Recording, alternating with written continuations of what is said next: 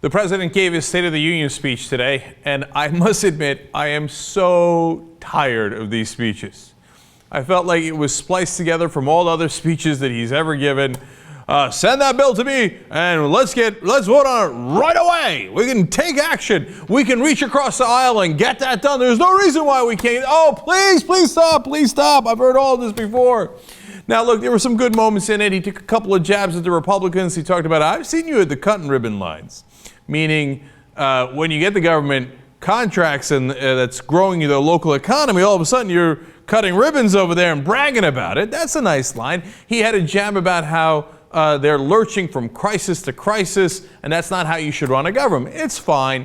And he actually had some decent proposals, unfortunately ones that probably won't get a vote, but a $9 minimum wage is a good start, and it's something that he had not mentioned before. A voting rights commission. This is after the election. You know, usually people forget about voting rights after the election. He hasn't in this case, so that's positive. But when you go to the heart of the speech, he gave one good line about how he's going to protect the Social Security and Medicare, and then what did he do? He turned around right away and said, except for important reforms we can do. Reform is a code word for cutting it. So here we go again, and he talked about reaching out to the Republicans and working with them, cutting corporate taxes. Oh, for Christ's sake. So as much as he had good rhetoric, I am exhausted by his rhetoric. I've heard it so many times.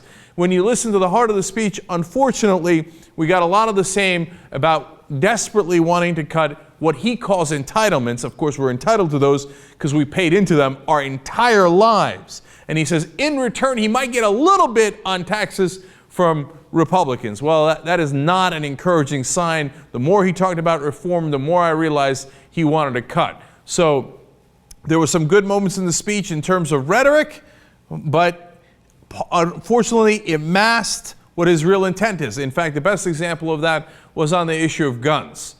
Great part of the speech, moving, and he talked about the victims of all the different gun violence. He pointed to some of them in the audience, and then he said, they deserve a vote, and he said it over again. They deserve a vote. Now the problem is they deserve a lot more than a vote.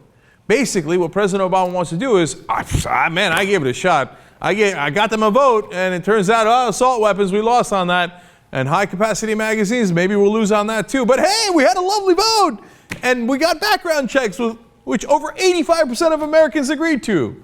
Honestly, on the substance of that, I say, whoop-de-doo. They deserve a lot more than a vote. They deserve your best effort to try to actually get it passed. And when you hear him say they deserve a vote, it might sound like a good line, but what it's actually saying is, that's all they're going to get. They're going to get a vote, and I'm going to declare mission accomplished.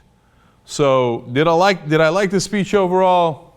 I'm sorry, but I didn't, because I've just heard it all before, and it has not led to good results. Now, there was a great moment, though, in the night when Marco Rubio gave the Republican response. Oh, my God, you were talking about standard.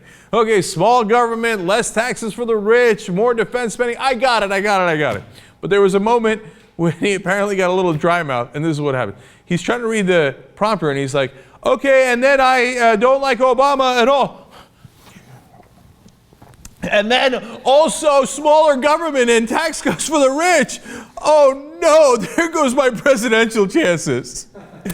Why did you take the sip? The sip heard around the world in the middle of the speech. Just wait 2 more minutes, you're almost done.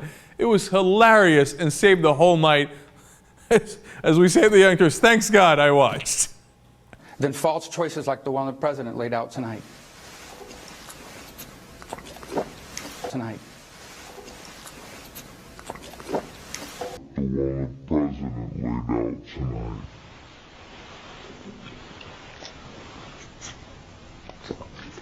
And then also smaller government and tax cuts for the rich. Oh no, there goes my presidential chances. Why did you take the sip?